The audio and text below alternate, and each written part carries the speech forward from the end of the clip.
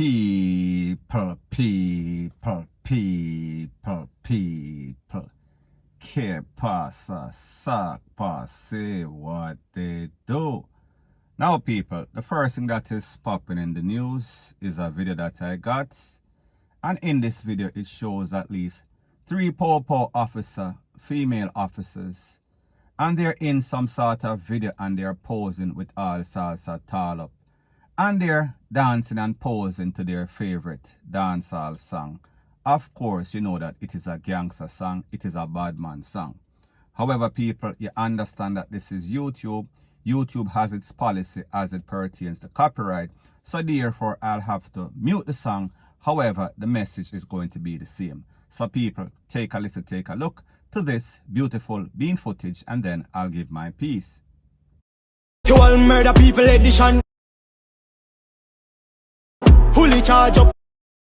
Ratty gang for me gang. Run up with your body. In at the middle of the night to make the place. Now people, the song that they are dancing and posing and gallivanting to, it is called something about Ratty Gang.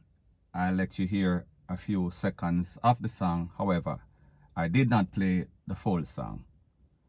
Now people, based on the culture, what is going on in Jamaica right now with a whole lot of gangsters, a whole lot of takeaway, a whole lot of pie.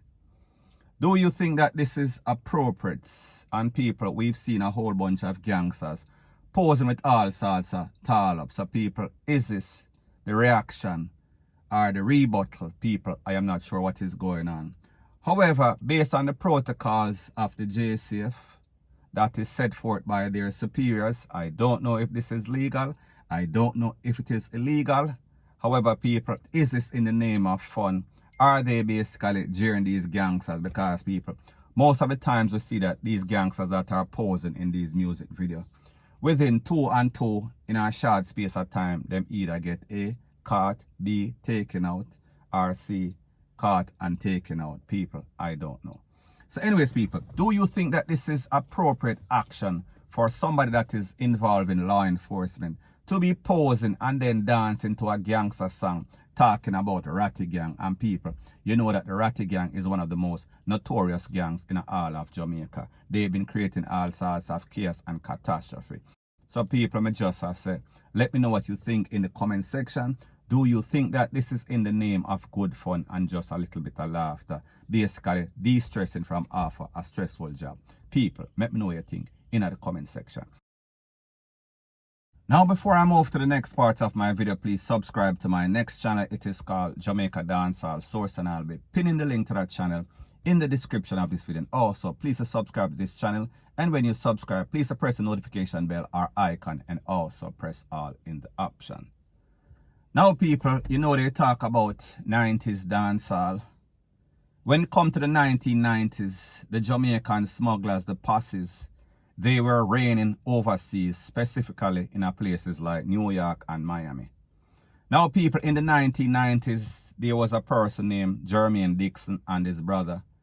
They were charged under the RICO Act. They were charged for takeaway. The brother was charged for takeaway, and also they were charged for trafficking and racketeering. Now, people, they were sentenced under the RICO Act. And the RICO Act was an act that was implemented to basically lock up gangsters and make sure them stay in a jail for the rest of their natural life. However, people, there were some other gangsters that were involved, co-defendants of these 2 brothers. And it seems as if Jermaine Dixon was let out too early. So therefore, the other co-defendants were thinking that, listen, something is wrong. This youth is talking. This youth turns state evidence or federal witness, eyewitness, or key witness. So people, there's a video that is circulating all over social media, and I am going to let you watch the video. We are speaking about the edited version. And in this video, you can see that a man was basically acting as if he had some sort of mechanical problem. He was under the hood or the bonnet of his car. He was parked in somebody's driveway in a Queens, New York, behind some sort of hotel. Now, people, I am going to let you take a look at the video, and then I am going to give my piece.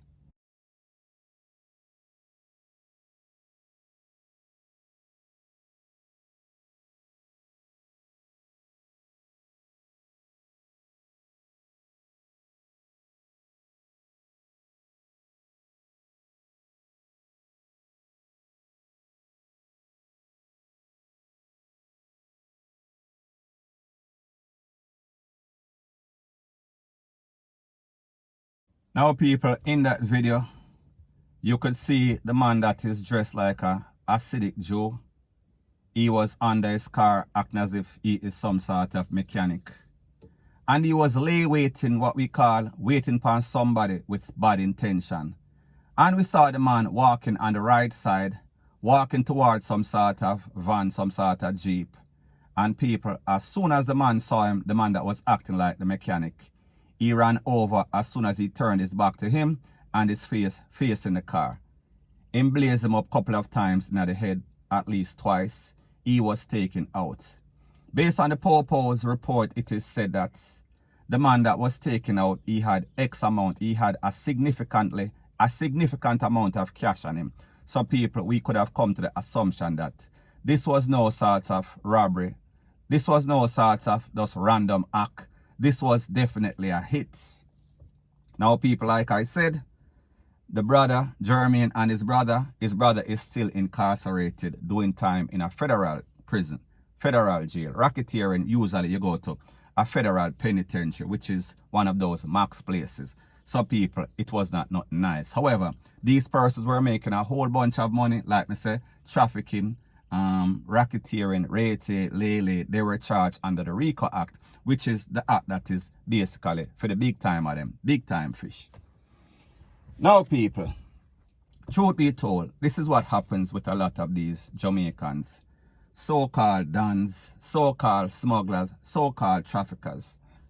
Whenever them get time, they turn what we call snitch. Now people, this is a difference. We know that in Jamaica we have a no snitch policy. This is exactly what a snitch is. A snitch is a person that is a smuggler, a hustler, a juggler. And whenever he gets time or gets caught, he wants to cooperate with the feds.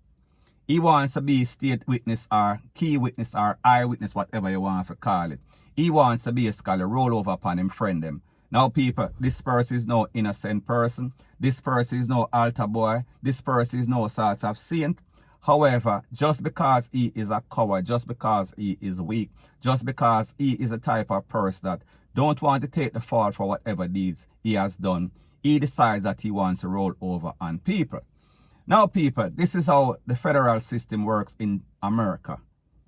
Whenever them catch you, if them catch a small level fish, and that is what they call it, not meaning any sort of shibada, is it? Them want the small person to catch a medium person, then when them catch the medium person, them want the medium person for basically help them get the big fish, which is the whale or the shark, orca. So therefore, you're always given any sort of opportunity for basically help yourself. So people, if you are weak, in most cases, we say that maybe about, in the federal system, there's at least a 97% conviction. Now people, when we look at this video and we hear the details of exactly what occurred, we know that this is not any sort of Jamaican that did this. And people, I am not saying that the Jamaican was not the person that basically ordered the hit. I am just saying that this was some sort of professional based on how he acted, based on the fact that he dressed like some sort of Hasidic Jew. And you know that in New York, there's a whole lot of Jews and a lot of these neighborhoods, especially around Manhattan, especially around Queens, Rete, Lele. There's a lot of Jews living there because of them have the money, and most of these places, commercial or whatever, residential, they are basically money place. So therefore, this person, this hitman, he played the role down to the T. He act as if he blended in. Him drive and him park, him can act as if he had some sort of mechanical problem. And he waited because he knew he was getting information. Spot a lion, don't tell him, say, listen, this person is staying at a Comfort Inn, and people, those are the details. This person is staying at a Comfort Inn down the road. This person leaves X amount of time, and people, maybe even Jermaine Dixon had some sort of conversation with a friend, and then the friend told the hitman, say, listen, you know, say him come up, you know that he is staying by XYZ, the Comfort in Rete, Lele, Blue, blah, blah. So therefore, he is going to leave. Or maybe he was going to meet somebody, and that same person that he was going to meet is the same person that basically set him up. However, people, you understand as it pertains to the feds, after them use it and abuse you, once them basically get them time and get who they want, them not basically business with you anymore. However, the truth and the fact is that any sorts of case in America, once you basically get taken out, it is going to be treated with priority. So therefore, they are going to now trace back this person that did this, and people, even though this man was basically masked up in the hat and playing the role of some sort of acidic Joe, more than likely they are going to catch him because they are going to trace back the car. They are going to follow all the CCTV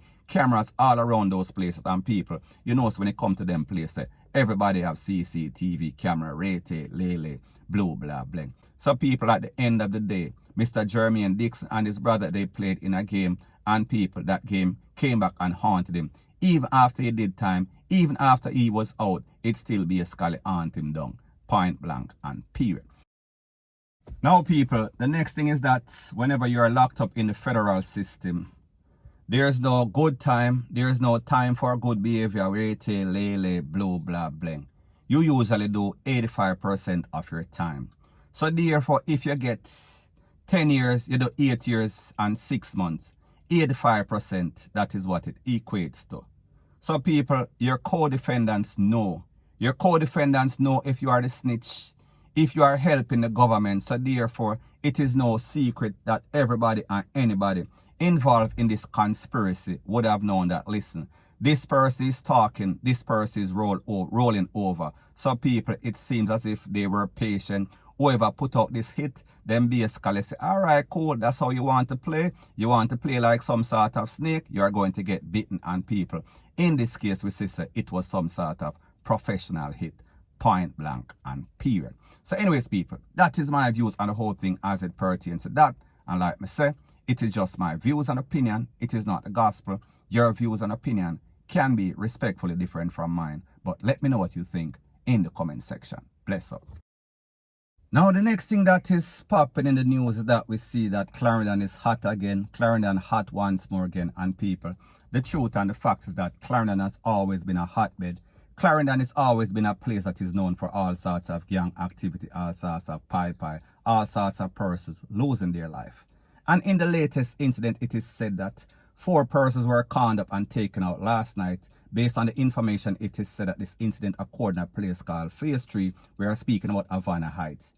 Based on the information, it is said that these persons were home when some armed men basically entered the premises and started to blaze up the place. And after the M0CK-D clear, everybody lay down. Based on the information, it is said that those 4 persons, 2 sisters and 2 men. Based on the information, it is said that there was a child. However, the child was not hurt. So people, we have to give credit where credit is due. Them take out 4 people. However, they saved the child.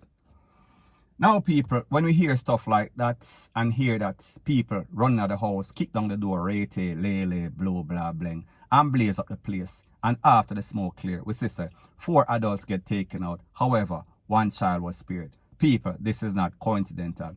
This tells you that this is some sort of targeted hit. The people went for who they went for, and whoever was any sort of adult, them are going to feel it. And people, that was the case in this case. However, people, based on the recent history that we see in Jamaica, we say when these people go for the people, they are also taking out the granny, the picnic, the post, the dog, rete, lele, blue, blah, bling. However, people, in this case, we say that is not the case. So therefore, I just say, gangsters, I understand that there are some sort of rules and laws and protocols that you follow, and I understand that it is called reprisal, and I understand the whole if them can't catch Quack, them catch him shot syndrome. So people, me just say, I am happy whenever I see the life of a child is spared, and I am not happy the fact that 4 other persons lost their life, because people, the truth and the fact is that if you're not a giver of life, you're not supposed to take any sorts of life, no matter what the circumstances is. People, me just say. However, people, that is the latest. It is preliminary. As soon as I get any more pertinent information, I'll be sure to divulge ASAP.